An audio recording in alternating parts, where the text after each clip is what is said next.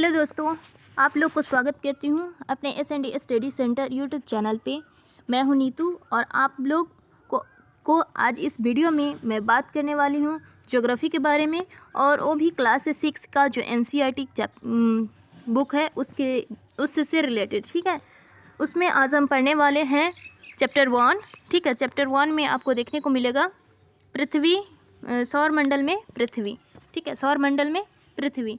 यहाँ पे ये जो आपको दिख रही है, ये जो पिक्चर दिख रही है आपको, ये पूरा क्या है, ब्रह्मांड है। ठीक है, ये पूरा का पूरा ब्रह्मांड है, सौरमंडल है।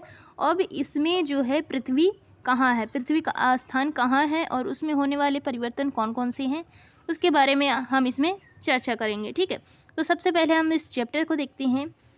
हम इस चैप्टर को लेके इसलिए आए हैं कि बच्चे बहुत से बिंदुओं को छोड़ देते हैं और बच्चे जो हैं अधिकतर पढ़ नहीं पाते हैं, तो इसलिए हम इसको अच्छे से डिटेल्स में इसको बताएंगे। ठीक है, देखिए सबसे पहले नंबर बात हम ये बता रहे हैं कि सूर्यास्त के बाद जब भी आकाश को देखते हैं तो बहुत ही अच्छा लगता है आकाश को देखना। ठीक है, वो इसलिए क्योंकि आसमान में पहले एक या दो चमकते बिंदु दिखाई देते हैं, लेकिन बाद में धीरे धीरे जो इसकी जो संख्या है वो बढ़ती चली जाती है। ठीक है, इसकी संख्या है बाद में बढ़ती चली जाती है, इसकी गणना हम नहीं कर सकते हैं, इतनी संख्या इनकी बढ़ जाती है, ये अनगिनत होते हैं। संपूर्ण आकाश में जैसे पूरे आसमान में ये देखने को मिलता है कि चमकीले वस्तुओं से भर गया है, पूरा लगता है कि जैसे कि मोती उसमें जड़ा हुआ है। इस प्रकार से पूरा आसमान क्या हो जाता है, पूरा आकाश छोटी छोटी चमकदार वस्तुओं से बढ़ जाती है। उसी में से कुछ जो वस्तुएं होते हैं वो चमकीले होते हैं, कुछ जो वस्तुएं होते हैं वो चमकीले दिखाई देते हैं और कुछ धुंधले दिखाई देते हैं। ठीक है, और ऐसा लगता है कि जो आसमान में जो है ना मतलब हीरे जो है वो जड़ दिए गए हैं। इसी में से जो कुछ वस्तुएं होते हैं वो टिमटिमाते हुए नजर आते हैं, कुछ टिमटिमाते हुए नहीं, कोई ज़्यादा टिमटिमाते हुए नजर आते हैं, कोई किसी का अलग होता है टिमटिमाहट। ठीक है, किसी का चंद्रमा के समान चमकते हैं बिना किसी टिमटिमाहट के। ठीक है, तो इन चमकीले वस्तुओं को प्रतिदिन क्या करते हैं, चंद्रमा के साथ देखा जाता है। ठीक है, अब है कि अलग अलग समय पर अलग अलग आकार, अलग अलग समय पर अलग अलग आकार अलग अलग स्थितियों में दिखाई पड़ता है। पूर्ण चंद्र को लगभग 1 महीने में एक बार ही देखते हैं, मतलब कि पूरा जो चंद्रमा होता है, पूरा चंद्रमा 1 महीने में एक बार ही उसको देखा जाता है, जिसको हम क्या बोलते हैं, पूर्णिमा वाली रात बोलते हैं। ठीक है, चंद्रमा वाली रात या पूर्णिमा वाली रात बोलते हैं। ठीक है, उसी को पूर्णिमा कहते हैं, पूर्ण चंद्रमा वाली रात या पूर्णिमा उसको बोलते हैं, जो 1 महीने में एक बार ही दिखाई देता है पूरा चंद्रमा। ठीक है, कटा हुआ नहीं दिखाई देता है, ये पूरा चंद्रमा जो दिखाई देता है उसी को बोलते हैं पूर्ण चंद्रमा वाली रात या पूर्णिमा। ठीक है, ये 15 दिन के बाद आप इसे नहीं देख सकते हैं, मतलब कि 15 दिन के बाद ये पूर्ण चंद्रमा नहीं दिखाई देता है, पूरा चंद्रमा नहीं दिखाई देता है। ये नए चंद्रमा की रात्रि या अमावस्या होती है। ठीक है, ऐसी रात में अगर आसमान साफ हो, अमावस्या की रात में अगर आसमान क्या हो, साफ हो, अगर बादल उदल नहीं हो, तो आप आसमान का अवलोकन अच्छी तरह से कर सकते हैं, मतलब आसमान में अच्छे तरह से क्या करते हैं, सारी वस्तुओं को अच्छे से देख सकते हैं। अब है कि आश्चर्य नहीं होता है कि हम दिन के समय चंद्रमा एवं सभी छोटी चमकीले वस्तुओं को क्यों नहीं देखते हैं। मतलब कि क्या आपको इस बात पर आश्चर्य नहीं होता कि हम दिन के समय चंद्रमा एवं इन सभी छोटी चमकीले वस्तुओं को क्यों नहीं देख पाते हैं। ऐसा क्यों होता है कि रात में दिखाई देता है और दिन में नहीं दिखाई देता है। वो इसलिए होता है क्योंकि सूर्य का जो है ना अत्यधिक तेज प्रकाश होता है, और इसके कारण जो चमकीले वस्तुएं होते हैं वो दिखाई नहीं देते हैं दिन में। क्यों? क्योंकि जो सूर्य के जो अत्यधिक तेज प्रकाश होता है, इसके कारण रात के समय में चमकने वाले वस्तुओं को दिन में नहीं देख सकते, नहीं देख पाते हैं। ठीक है, सूर्य, चंद्रमा तथा वे सभी वस्तुएं जो रात के समय आसमान में चमकती है, ठीक है, क्या कहलाती है, खगोलीय पिंड कहलाती है। यहाँ से आपका एक क्वेश्चन बन गया, खगोलीय पिंड किसे कहते हैं। तो सूर्य, चंद्रमा और वे सभी वस्तुएं जो रात में आसमान में चमकती है, ठीक, वो सभी किस में आ जाएगा, खगोलीय पिंड में आ जाएगा। ठीक है, अब है कि खगोलीय पिंड बड़े आकार वाले तथा गर्म होते हैं। खगोलीय पिंड कैसा होता है, तो बड़े आकार वाले होते हैं और गर्म होते हैं। ठीक है, और ये गैस का बना होता है। खगोलीय पिंड किसका बना होता है, गैस का बना होता है। बड़े आकार का होता है, गर्म होता है। ठीक, इसके पास अपनी ऊष्मा और प्रकाश होता है। खगोलीय पिंड के पास क्या होता है? ऊष्मा होता है अपना खुद का, और प्रकाश होता है जिसे वे बहुत मात्रा में उत्सर्जित करता है। इन खगोलीय पिंड को तारा कहते हैं। देखिए, इन खगोलीय पिंड जो है उसको हम तारा बोलते हैं। ठीक है, सूर्य भी क्या है? एक तारा है। सूर्य भी क्या है? एक तारा है। और तारा को अपना ऊष्मा और प्रकाश होता है, गैस का बना होता है, इसका आकार और बड़ा होता है, गर्म होता है। ठीक है, इतना आप समझ गए। चलिए आगे बढ़ते हैं। ये देखिए, रात के समय चमकते हुए अनगिनत तारे सूर्य के समान ही होते हैं। ये जो रात में जो भी चमकती हुए तारा है वो सूर्य के समान ही होते हैं, लेकिन हमसे बहुत अधिक दूर होने के कारण हम लोग इसकी ऊष्मा और प्रकाश को महसूस नहीं कर सकते हैं, क्योंकि तारे में भी क्या है? अपना खुद का ऊष्मा और ऊर्जा है। तो उसमें भी तो उसको भी तो हमें महसूस होना चाहिए, लेकिन वे इसलिए नहीं महसूस होते हैं, केवल सूर्य का ही हमको महसूस होता है, क्योंकि सूर्य भी क्या है? एक तारा है। और सूर्य का ही ऊष्मा और ऊर्जा हमें महसूस होता है, क्योंकि ये हमसे काफ़ी नज़दीक है। और बाकी जो तारा है, ठीक है, वो सूर्य की अपेक्षा काफ़ी दूरी है, यानी कि हमसे काफ़ी दूरी पर स्थित है। इसलिए इनकी जो ऊष्मा और ऊर्जा है वो हम तक महसूस नहीं होती है, तथा वे अत्यंत छोटे दिखाई देते हैं। और यही कारण है कि ये सूर्य की अपेक्षा क्या होती है? छोटे दिखाई देते हैं। ध्यान से अवश्य ही ध्यान दिया होगा कि कुछ दूरी से देखने पर सभी वस्तुएं छोटी दिखाई पड़ती है। अत्यधिक ऊंचाई पर उड़ रहा हवाई जहाज जितना छोटा दिखाई देता है, रात्रि में आसमान की ओर देखते समय आप तारों के विभिन्न समूहों द्वारा बनाई गई विविध आकृतियों को देख पा सकते हैं। मतलब कि रात्रि में तारों का विभिन्न प्रकार के समूह बने होते हैं। ठीक है, उन्हीं में से एक जो है तारा। ठीक है, और ये जो अलग अलग समूह बने होते हैं तारा का, उसको नक्षत्र मंडल बोलते हैं। क्या बोलते हैं? जी हाँ दोस्तों, इसको हम नक्षत्र मंडल बोलते हैं। ठीक है, जो अलग अलग समूह का बनी हुई होती है। ठीक है, अर्सा मेजर और बिग बियर। ठीक है, अर्सा मेजर या बिग बियर इसी प्रकार का एक नक्षत्र मंडल है, जैसा कि आप यहाँ पे देख पा रहे हैं, है ना। ये जो एक समूह बना हुआ है, ये जो क्या है? एक समूह बना हुआ है तारों का। ठीक है, तो इस प्रकार जो तारों का समूह बनता है उसको हम नक्षत्र मंडल बोलते हैं। ठीक है, और उसी का एक एग्जाम्पल है अर्सा मेजर या बिग बियर। किसका? नक्षत्र मंडल का ही एक एग्जाम्पल है अर्सा मेजर या बिग बियर। ठीक है, बहुत आसानी से पहचान में आने वाला नक्षत्र मंडल है। ठीक है, ये सप्तऋषि नक्षत्र मंडल है। आपको जो ये दिख रही है ये वाला, ये सप्तऋषि नक्षत्र मंडल है। इसको सप्तऋषि इसलिए बोला जाता है क्योंकि ये 7 तारों का समूह है। जैसे कि देखिए 1 2 3 4 5 6 और 7। ठीक है, ये सप्तऋषि नक्षत्र मंडल है। यह 7 तारों का समूह होता है।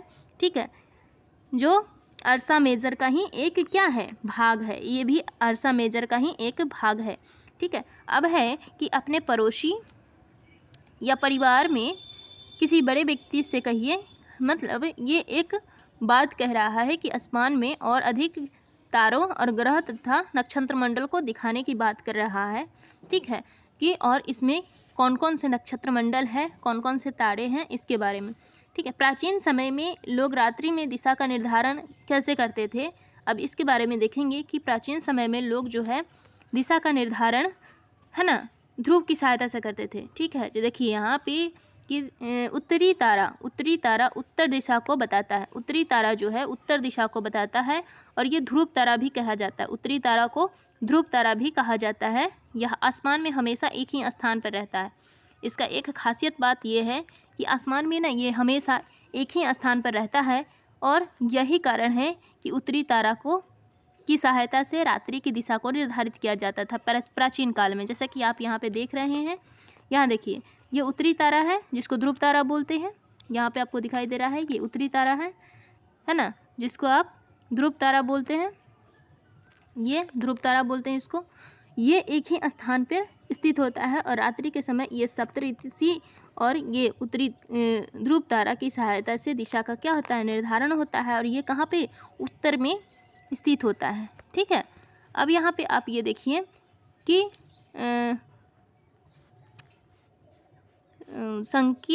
संकेतक तारों को आपस में मिलाते हुए काल्पनिक रेखा खींची जाए एवं उसे आगे की ओर बढ़ाया जाए तो यह ध्रुव तारे की ओर इंगित करता है। ठीक है, ये चीज़ मैं आपको बता दी हूँ कि ये जो है सांकेतिक तारा है, सप्तऋषि की सहायता से सप्तऋषि की सहायता से ये सांकेतिक तारे हैं, और सप्तऋषि की सहायता से ये तारा उत्तर की दिशा में क्या हो रहा है, ध्रुव तारा मिल रहा है। ठीक है, ये हमेशा एक ही स्थान पर स्थित रहता है। इसी से क्या होता है, रात्रि के समय दिशा का निर्धारण किया जाता था प्राचीन समय में। ठीक है, अब बात करते हैं हम कि कुछ खगोलीय पिंड जो है, कुछ खगोलीय पिंड का अपना प्रकाश नहीं होता है। कुछ ऐसे खगोलीय पिंड हैं जिनके पास अपना प्रकाश और ऊष्मा नहीं होते हैं, वे तारों के प्रकाश से प्रकाशित होते हैं। तारों की सहायता से वो क्या होते हैं, प्रकाशित होते हैं। ऐसे ही खगोल पिंड को क्या बोलते हैं, ग्रह कहते हैं। यानी कहने का मतलब ग्रह में अपना ऊष्मा और प्रकाश नहीं होता है। ठीक है, ग्रह को अंग्रेजी में क्या बोलते हैं, प्लैनेट बोलते हैं। ठीक है, इतना बात जानते हैं आप। ग्रीक भाषा के प्लेटाइन शब्द से बना है। प्लेटाइन शब्द से बना है प्लैनेट, जिसका अर्थ क्या होता है, परिभ्रमण, अर्थात चारों ओर घूमने वाला। ठीक है, प्लेटाइन का अर्थ होता है परिभ्रमण अर्थात चारों ओर घूमने वाला।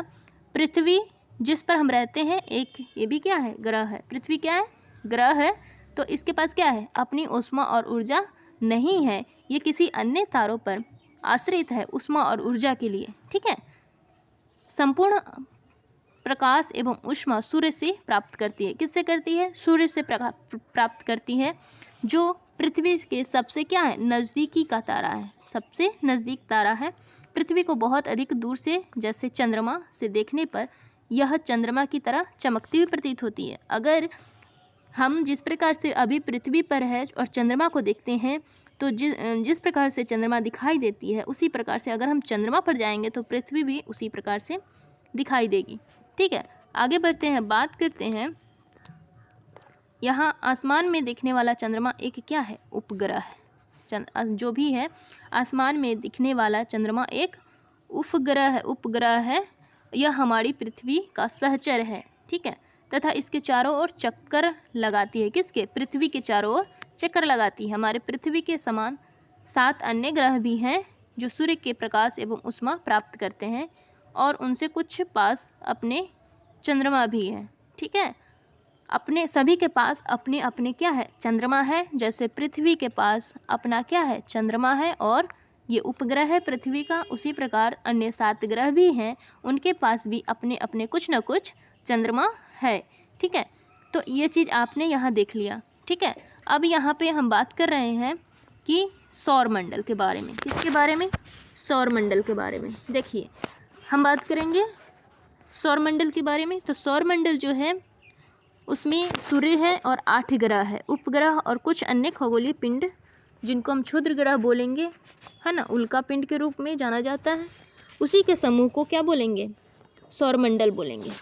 ठीक है, जैसे कि देखिए, सूर्य है, 8 ग्रह है, उपग्रह है, सूर्य, 8 ग्रह, उपग्रह और कुछ अन्य खगोलीय पिंड है।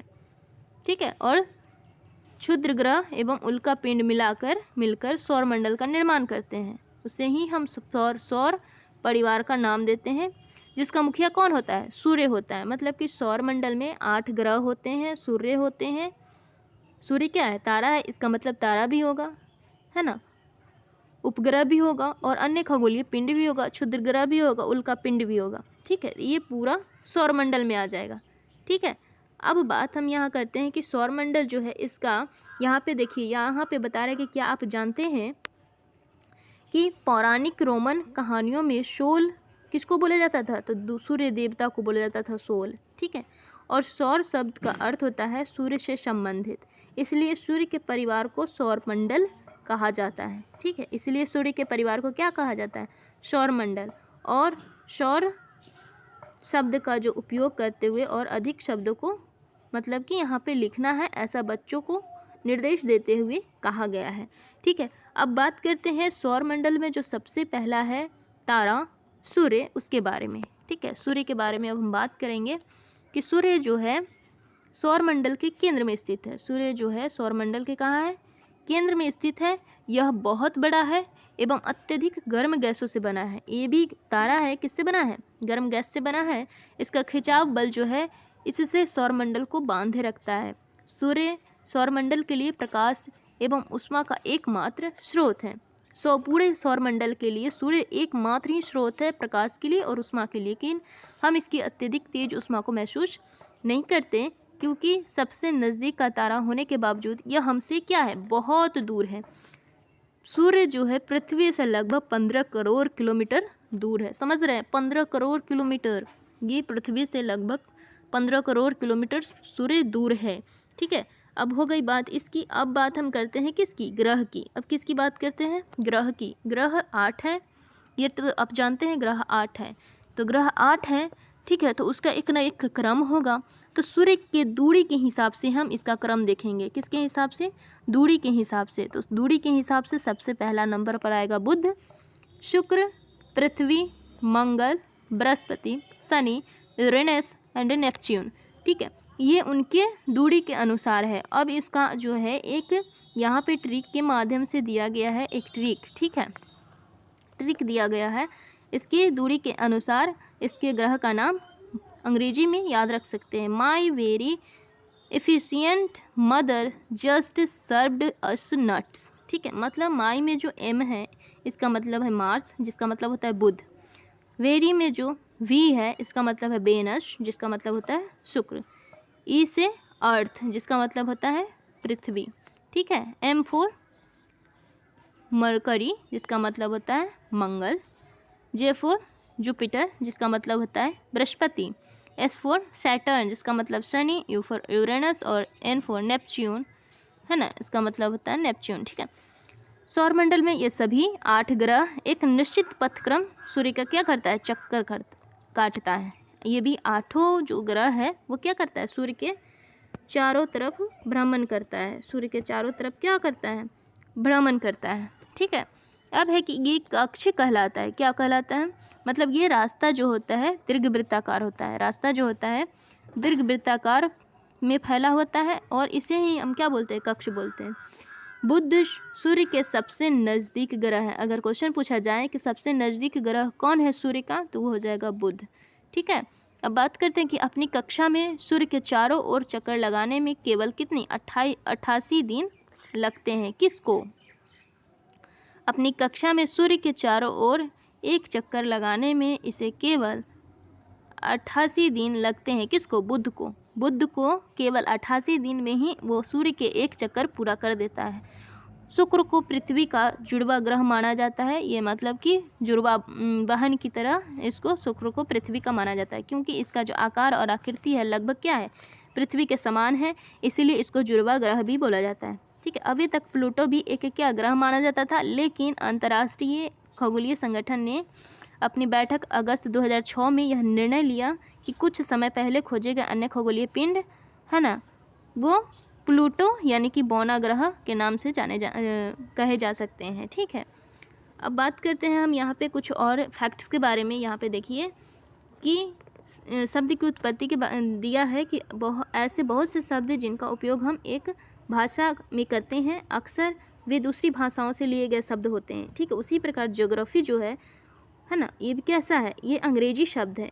इसका कुछ ना कुछ तो कहीं ना कहीं से तो लिया ही गया होगा। तो ज्योग्राफी जो है ग्रीक भाषा से लिया गया है। कहाँ से, ज्योग्राफी ग्रीक भाषा से लिया गया है, जिसका अर्थ होता है पृथ्वी का विवरण। ज्योग्राफी का अर्थ होता है, जियोग्राफी का अर्थ होता है पृथ्वी का विवरण। यह 2 ग्रीक शब्द से बना हुआ है। एक तो ज्योग्राफी ग्रीक भाषा ही है, और फिर उसका दो रूप है, 2 ग्रीक शब्द से बना हुआ है, जिसका पहला है जी, जिसका अर्थ होता है पृथ्वी एवं ग्राफिक। दूसरा है ग्राफिक, उसका अर्थ होता है लिखना।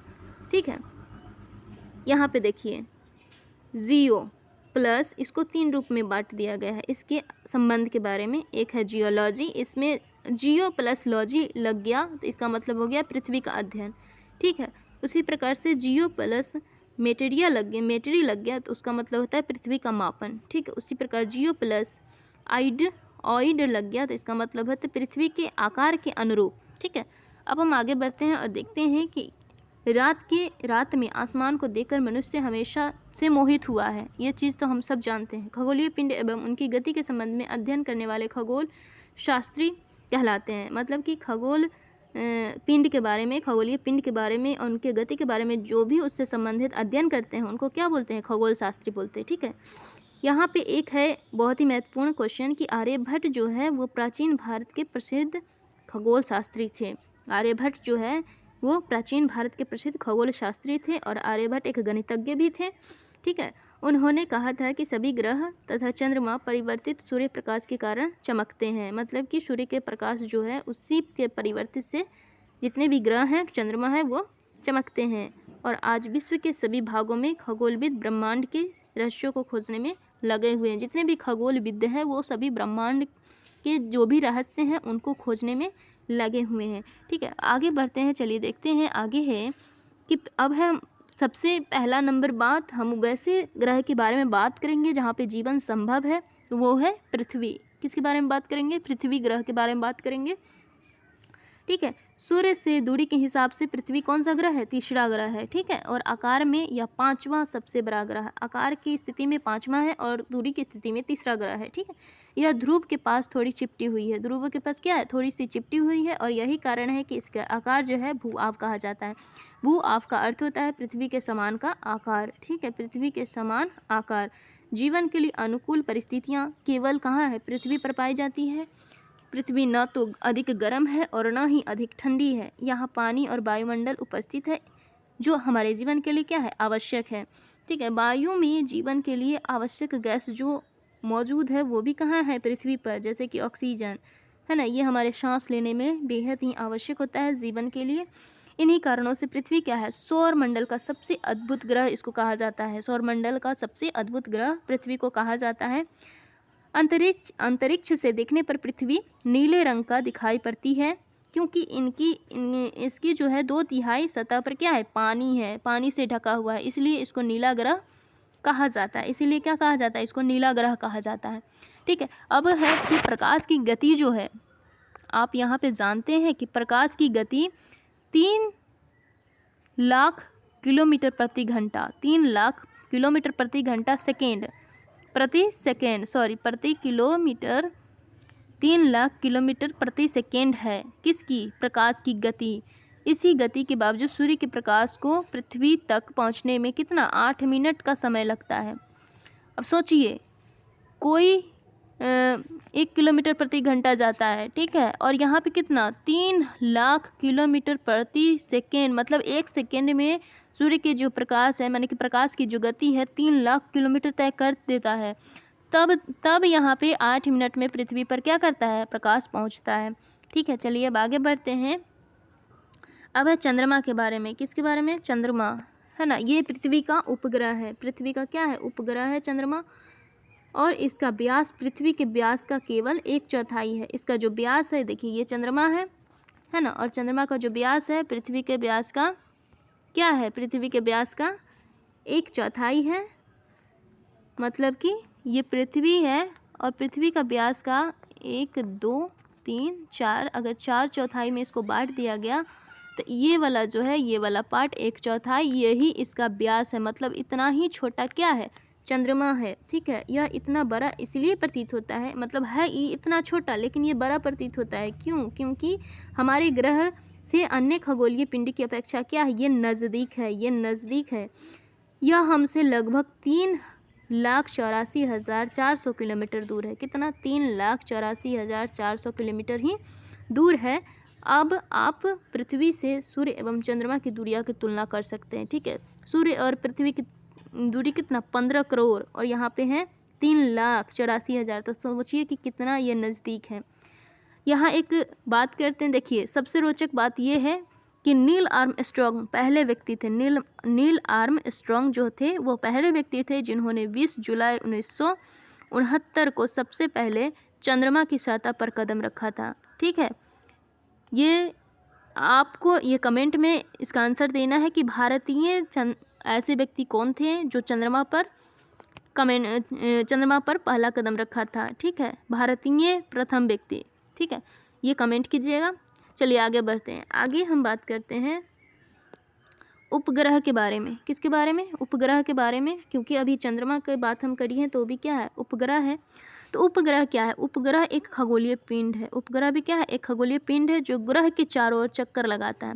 देखिए, ग्रह क्या था कि सूर्य के चारों ओर चक्कर लगा रहा था, लेकिन उपग्रह क्या है कि ग्रह के चारों ओर चक्कर लगाता है, जिस प्रकार सूर्य के चारों ओर चक्कर लगाता है। ठीक है, ये अब यहाँ पे देखिए कई प्रकार की मानव निर्मित उपग्रह भी होते हैं। एक कृत्रिम पिंड है। मानव निर्मित उपग्रह जो है ये कृत्रिम पिंड है या वैज्ञानिकों के द्वारा बनाया गया है, जिसका उपयोग ब्रह्मांड के बारे में जानकारी प्राप्त करने एवं पृथ्वी पर संचार माध्यम के लिए किया जाता है। ठीक है, इसे रॉकेट के द्वारा अंतरिक्ष में भेजा जाता है एवं पृथ्वी की कक्षा में स्थापित किया जाता है। देखिए, ये रॉकेट है।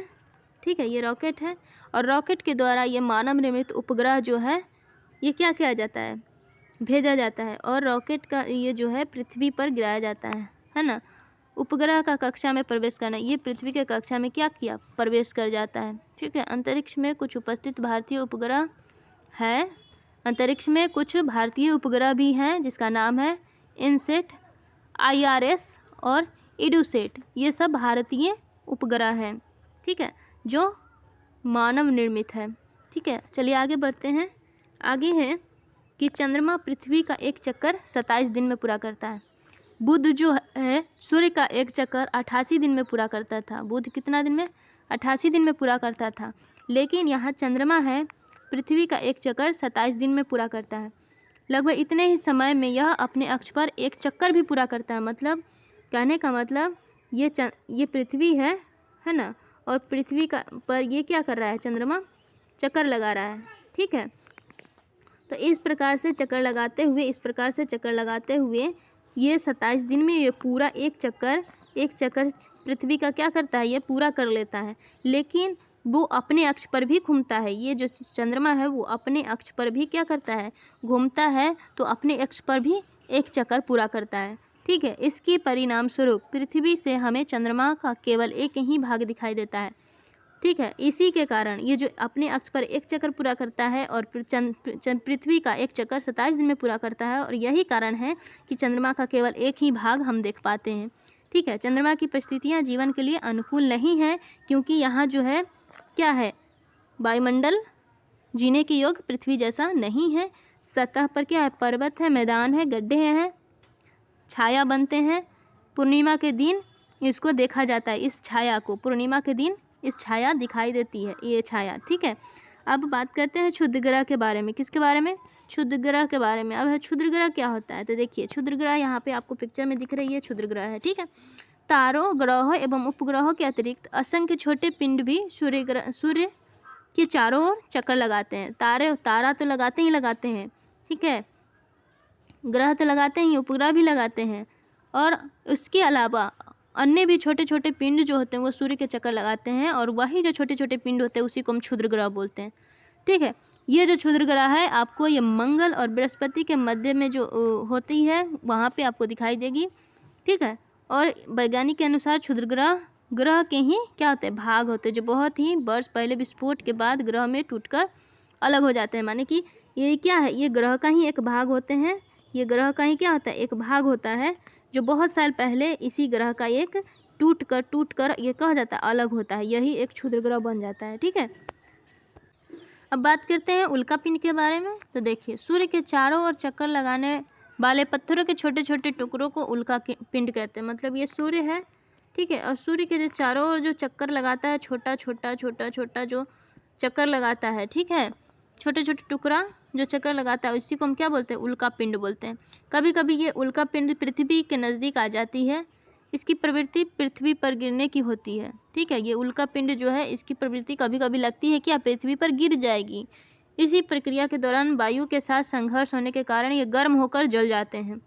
ठीक है, क्या हो जाता है? ये उल्का पिंड जल जाता है। उसके बाद क्या होता है कि चमकदार प्रकाश उत्पन्न होता है। जलने के बाद इसमें से चमकदार प्रकाश उत्पन्न होता है, और कभी कभी कोई उल्का पिंड पूरी तरह से जले बिना, मतलब कि जल जाता है तो ठीक है, वो पृथ्वी पर नहीं गिरती है। लेकिन अगर जलने के माने कि जल रही है उसके दौरान वो पूरा अगर नहीं जलती है और पृथ्वी पर गिर जाती है, तो पृथ्वी पर कहीं कहीं क्या गड्ढे बन जाते हैं। ठीक है, गड्ढे बन जाते हैं। यहाँ पे है कि खुले आसमान में खुले आकाश में एक ओर से दूसरी ओर तक फैली चौड़ी सफ़ेद पट्टी की तरह एक चमकदार रास्ते को देखा होगा, है ना। एक ओर से दूसरी ओर एक चौड़ी पट्टी की तरह सफ़ेद, है ना, एक चमकदार रास्ते को देखा होगा। और यह जो लाखों तारों का समूह होता है, यह पट्टी आकाशगंगा यानी कि मिल्की वे होता है। जैसे कि आप यहाँ पे यह देख रहे हैं, देखिए ये चौड़ी पट्टी की तरह है, सफ़ेद, ठीक है। तो ये सफ़ेद इसलिए लगता है क्योंकि ये लाखों तारों का क्या होता है, समूह होता है। और लाखों तारों का समूह होने के कारण इसको आकाशगंगा कहते हैं, ठीक है। हमारे सौरमंडल इस आकाशगंगा का ही क्या होता है, भाग होता है। हमारा जो सौरमंडल होता है वो आकाशगंगा का ही एक भाग होता है। प्राचीन भारत में इसकी कल्पना आकाश में प्रकाश की एक बहती नदी से की गई थी, ठीक है। इस प्रकार इसका नाम आकाशगंगा पड़ा। आकाशगंगा क्यों पड़ा, क्योंकि प्राचीन काल में भारत में इसकी ये कल्पना थी कि आकाश में कोई नदी बह रही है ना, प्रकाश की एक नदी बह रही है, उसी के कारण इसका आकाशगंगा नाम पड़ा, ठीक है। आकाशगंगा करोड़ों तारों का बादलों तथा गैसों की एक प्रणाली है। आकाशगंगा में करोड़ों तारा है, बादल है, गैसों की एक प्रणाली है। इस प्रकार की लाखों आकाशगंगाएं मिलती है तब क्या बनती है, एक ब्रह्मांड का निर्माण करती है। लाखों आकाशगंगा जब मिलती है तब एक ब्रह्मांड का निर्माण होता है। ब्रह्मांड की विशालता की कल्पना करना अत्यधिक कठिन है। वैज्ञानिक अभी भी इसके बारे में अधिक से अधिक जानकारी एकत्र करने में जुटे हुए हैं। इसके आकार के संबंध में हमें कोई जानकारी नहीं है, लेकिन फिर भी हम जानते हैं कि हम इन सभी इसी ब्रह्मांड का क्या है, हिस्सा है। हम सब क्या हैं, इसी ब्रह्मांड का हिस्सा है, ठीक है। आप यहाँ पे देख रहे हैं, ये देखिए, ये यहाँ पे एक चित्र दिया हुआ है, ठीक है। और चित्र में क्या कह रहा है कि ये ब्रह्मांड है, और ब्रह्मांड जो है लाखों करोड़ों आकाशगंगा का क्या है, समूह है। लाखों आकाशगंगा का समूह है, यानी कि ब्रह्मांड के अंदर आकाशगंगा और आकाशगंगा के अंदर सौरमंडल, और सौरमंडल में ही बहुत सारे क्या है, तारे हैं। लाखों तारों का समूह आकाशगंगा, और सौरमंडल में ही क्या है, पृथ्वी है, ठीक है। इतना चीज़ आपको समझ में आया कि ब्रह्मांड के अंदर आकाशगंगा, आकाशगंगा के अंदर सौरमंडल, और सौरमंडल के अंदर क्या, पृथ्वी है। पृथ्वी के अंदर क्या है, हम है। पृथ्वी के अंदर हम सब है, ठीक है। ये चीज़ आपको, ये जो आपको डायग्राम दिख रही हैं, ये ब्रह्मांड को समझने में बेहद ही हेल्पफुल है, ठीक है। आपको एक चीज़ मैं बता दूं कि कोई भी जो ग्रह होती है वो दो तरीके से घूमती है। कोई भी ग्रह होती है दो तरीके से घूमती है, ठीक है। जैसा कि हम पहले भी बताए हैं, वो एक तो परिक्रमा करती हैं, अपने अक्ष पर घूमती हैं। जैसे कि मान लीजिए कि ये है और ये कोई ग्रह है, ठीक है, ये कोई ग्रह है, तो ये घूमती है इधर से ऐसे करके, ठीक है। एक ऐसे घूमती है, और दूसरा कि सूर्य के चारों ओर चक्कर लगाती है उसको, ठीक है। जब इस प्रकार से घूमती है वो, तो उसको हम परिभ्रमण बोलते हैं। परिभ्रमण यानी कि जिसको घूर्णन बोलते हैं, यानी कि ये हो गया पश्चिम से पूरब की ओर, पश्चिम से पूरब की ओर घूमती है, उसको परिभ्रमण बोलते हैं। और दूसरा हो गया जो चारों ओर चक्कर लगाते, उसको हम बोलेंगे परिक्रमण। उसको क्या बोलते हैं, परिक्रमण। ये हो गया कि दो तरीके से घूमते हैं। ये है सूर्य है, जैसे एक सूर्य है, सूर्य के चारों तरफ ये क्या है, छोटे छोटे ये ग्रह है, और ग्रह जो घूमते हैं सूर्य के, ये इसको बोलेंगे परिक्रमण, ठीक है। और जो अपने अक्ष पर घूमते हैं उसको बोलेंगे परिभ्रमण या घूर्णन, ठीक है। चलिए अब आगे देखते हैं। देखिए यहाँ पे सबसे पहले आप यहाँ पे देख रहे हैं, ये सूर्य है, ठीक है, ये सूर्य की पट्टी है, और इसके सबसे नज़दीक का जो ग्रह है यहाँ पे है बुध है, ठीक है, जिसको मरकरी बोलते हैं, ये बुध है। और दूसरा ग्रह यहाँ पे देख रहे हैं आप, ये जो है ये शुक्र है, वेनस। तीसरा ग्रह यहाँ पे पृथ्वी है, अर्थ, ठीक है। उसके बाद फिर क्या है, मंगल ग्रह है, मार्स, ठीक है। इस प्रकार से ये मंगल ग्रह है, और ये बृहस्पति ग्रह है, ठीक है। जो बृहस्पति क्या ग्रह क्या है, जो पूरे ब्रह्मांड का सबसे बड़ा ग्रह है, पूरे ब्रह्मांड का क्या है, ये पूरे सौरमंडल का सबसे बड़ा ग्रह है ना। और इन दोनों के बीच में ये जो सफ़ेद पट्टी दिख रही है, इन दोनों के बीच में जो ये मंगल ग्रह और बृहस्पति ग्रह के बीच में जो सफ़ेद पट्टी दिख रही है, चौड़ा सफ़ेद पट्टी, यही क्या है, यही क्षुद्र ग्रह है। यही क्या है, क्षुद्र ग्रह है, ठीक है। तो चलिए आगे बढ़ते हैं अब इससे रिलेटेड क्वेश्चन की ओर। यहाँ पे एक चीज़ और देखिए, इसकी जो यहाँ पे देखिए, शनि ग्रह में क्या होता है, रिंग होता है, शनि ग्रह में रिंग पाया जाता है ना। यहाँ देखिए शनि ग्रह में एक रिंग होता है। उसी प्रकार यूरेनस है और यहाँ पे सबसे छोटा है, सबसे छोटा वो नेपच्यून है। ठीक है, अब बात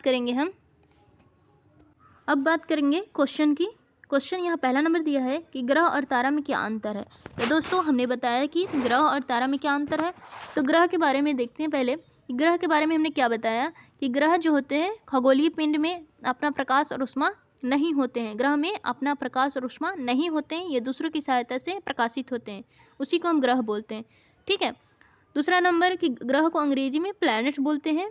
ठीक है, इसका मतलब होता है परिभ्रमण करना या चारों ओर घूमना। ठीक है, तीसरा नंबर बात होता है कि ग्रह होने के 3 कंडीशन होते हैं ठीक है, एक है परिभ्रमण होना चाहिए, फिक्स ऑर्बिट होना चाहिए, ठीक है, उसका कक्षा क्षेत्र होना चाहिए और पाथ जो है क्लियर होना चाहिए। ये हो गया ग्रह के बारे में। दूसरा बात हम करते हैं तारों के बारे में। तो तारा भी खगोलीय पिंड ही होते हैं, लेकिन ये बड़े आकार के होते हैं। इसमें अपना ऊष्मा और ऊर्जा प्रकाश होता है। ये गर्म होता है, गैस का बना होता है इसके पास। ठीक है, और बहुत बड़ी मात्रा में अपनी प्रकाश ऊर्जा को क्या करता है, उत्सर्जित करता है। ये आप इतना उत्तर क्या कर दिए, इस यहाँ पे आप लिख लीजिएगा अपने नोटबुक में। ठीक है, ये चीज़ आप समझ में आ गया। अब बात करते हैं सौरमंडल की। तो सौरमंडल से आप क्या समझते हैं। ठीक है, दूसरा क्वेश्चन क्या है, सौरमंडल से आप क्या समझते हैं। इसमें हो जाएगा कि सौरमंडल जिसमें सूर्य होता है, 8 ग्रह, उपग्रह और कुछ अन्य खगोलीय पिंड होते हैं जिनको क्षुद्र ग्रह और उल्का पिंड के रूप में जाना जाता है। उसी के सभी सम्मिलित रूप को, उसी के सभी सामूहिक रूप को सौरमंडल के नाम से जानते हैं, जिसका मुखिया क्या होता है, सूर्य होता है। ठीक है, ये भी हो गया। तीसरा नंबर है कि सूर्य से उनकी दूरी के अनुसार सभी ग्रह का नाम लिखना है। दूरी के अनुसार पूछा है, तो दूरी के अनुसार सबसे पहला नंबर क्या हो जाएगा, बुध हो जाएगा, बुध। उसके बाद हो जाएगा वेनस, बुध शुक्र। तीसरा नंबर पृथ्वी, बुध शुक्र पृथ्वी, है ना, बुध शुक्र पृथ्वी, मंगल, बृहस्पति और उसके बाद शनि, यूरेनस और नेपच्यून। ठीक है, इस प्रकार से। अब यहाँ पे बात करते हैं चौथा नंबर क्वेश्चन की कि पृथ्वी को अद्भुत ग्रह क्यों कहा जाता है। तो दोस्तों पृथ्वी का अद्भुत ग्रह इसलिए कहा जाता है क्योंकि यहाँ 2/3 भागों क्या है, पूरा पानी से ढका हुआ है। और यहाँ पे जो जीवन जीने के लिए जो पर्यावरण चाहिए, जो वायुमंडल चाहिए, वो पृथ्वी पर उपलब्ध है। ठीक है, सांस लेने के लिए जो हमें गैस चाहिए, नाइट्रोजन ऑक्सीजन, वो उपलब्ध है। जीवन जीने के लिए जो आवश्यक वस्तुएं हैं, आवश्यक जो चीज़ें हैं, वो पृथ्वी पर मौजूद है। इसीलिए पृथ्वी का जो है ना, इसको अद्भुत ग्रह कहा जाता है। ठीक है, अब बात करते हैं चौथा की कि हम हमेशा चंद्रमा के एक ही भाग क्यों देखते हैं। वो इसलिए देखते हैं क्योंकि ये 27 दिन में पृथ्वी का चक्कर पूरा करता है। ठीक है, 27 दिन में पृथ्वी का चक्कर पूरा करता है और इसी 27 दिन में वो एक चक्कर अपनी अक्ष पर भी घूम जाता है। इसीलिए क्या करता है, ये एक ही भाग इसका हम देख पाते हैं। अब बात करते हैं ब्रह्मांड की। तो ब्रह्मांड क्या होता है। ठीक है, तो ब्रह्मांड लाखों आकाशगंगा मिलकर ब्रह्मांड बनाती है। ठीक है, इतना चीज़ आपको समझ में आया। जैसा कि आपने यहाँ पे देखा है ना, यहाँ देखिए ये ब्रह्मांड है, ये ब्रह्मांड है और इसमें लाखों आकाशगंगा मिली हुई है। ये मतलब कहने का मतलब ये इस ब्रह्मांड में आकाशगंगा भी आ जाएंगे, सौरमंडल भी आ जाएंगे, पृथ्वी भी आ जाएंगे और हम भी आ जाएंगे। मतलब ये सब पूरा ब्रह्मांड में हम सब भी क्या है, ब्रह्मांड का ही एक हिस्सा है ना कहीं। ठीक है, तो इसी को ब्रह्मांड बोलते हैं। ठीक है, चलिए अब आगे क्वेश्चन की ओर चलते हैं। देखिए अब यहाँ पे दूसरा नंबर क्वेश्चन में टिक लगाना है। क्या करना है, टिक लगाना है। इसमें है कि किस ग्रह को पृथ्वी के जुड़वा ग्रह के नाम से जानते हैं। पृथ्वी के जुड़वा ग्रह, जुड़वा ग्रह किसको बोलते हैं, तो दोस्तों शुक्र को बोलते हैं जुड़वा ग्रह। ठीक है, दूसरा क्वेश्चन है कि सूर्य से तीसरा सबसे नज़दीकी ग्रह। तो सूर्य के सबसे नज़दीकी ग्रह जो तीसरा नंबर पे है उसको क्या बोलते हैं, पृथ्वी बोलते हैं। पृथ्वी सबसे नज़दीकी है और तीसरा नंबर पे। ठीक है, आगे देखते हैं कि सभी ग्रह सूर्य के चारों ओर किस प्रकार के पथ पर चक्कर लगाता है। तो सूर्य के चारों ओर जिस पथ पर चक्कर लगाता है उसको दीर्घवृत्ताकार बोलते हैं। क्या बोलते हैं, दीर्घवृत्ताकार बोलते हैं। अब है कि ध्रुव तारे से किस दिशा का ज्ञान होता है। ध्रुव तारा जो होता है वो कौन सी दिशा का ज्ञान देता है, तो वो उत्तर दिशा का ज्ञान देता है। ठीक है, 5 नंबर के क्षुद्र ग्रह किन कक्षा के बीच होता है। तो क्षुद्र ग्रह जो है मंगल और बृहस्पति के बीच होता है। ठीक है, ख नंबर इसका सही हो जाएगा। अब है कि खाली स्थान को भरना है 3 नंबर में। यहाँ पे देखिए, यहाँ पे है कि डैश का एक समूह जो विभिन्न प्रतिरूपों का निर्माण करता है उसे क्या कहते हैं। डैश का एक समूह जो विभिन्न प्रतिरूपों का निर्माण करते हैं उसे क्या कहते हैं। दूसरा में कि तारों की एक बहुत बड़ी प्रणाली को क्या कहते हैं। तारों के एक बहुत बड़ी प्रणाली को क्या कहते हैं। चौथा में है कि पृथ्वी के सबसे करीब है। पृथ्वी के सबसे करीब है। पाँचवा में है डैश सूर्य से तीसरा सबसे नज़दीकी है। तो यहाँ पे तो पृथ्वी हो जाएगा, ठीक है। पृथ्वी सूर्य से तीसरा सबसे नज़दीकी ग्रह है, ठीक है। उसके बाद है ग्रहों के पास अपनी ऊष्मा और ऊर्जा नहीं होती है। ग्रहों के पास अपनी ऊष्मा और ऊर्जा क्या होती है, नहीं होती। ऊष्मा और ऊर्जा नहीं होती है, ठीक है। तो इतना चीज़ है। बाकी 1, 2, 3 का आंसर आप लोग किस में कमेंट में करके ज़रूर बताइएगा। धन्यवाद दोस्तों, आपके लिए इतना ही। पूरा एक चैप्टर आपका ख़त्म हो गया, ठीक है। आगे मैं इसके अगले चैप्टर के बारे में चर्चा करूँगी। अगर आप मेरे चैनल पर नए हैं तो मेरे चैनल को सब्सक्राइब करें। अगर आपको ये वीडियो अच्छी लगी हो तो लाइक, कमेंट, शेयर ज़रूर करें। धन्यवाद दोस्तों।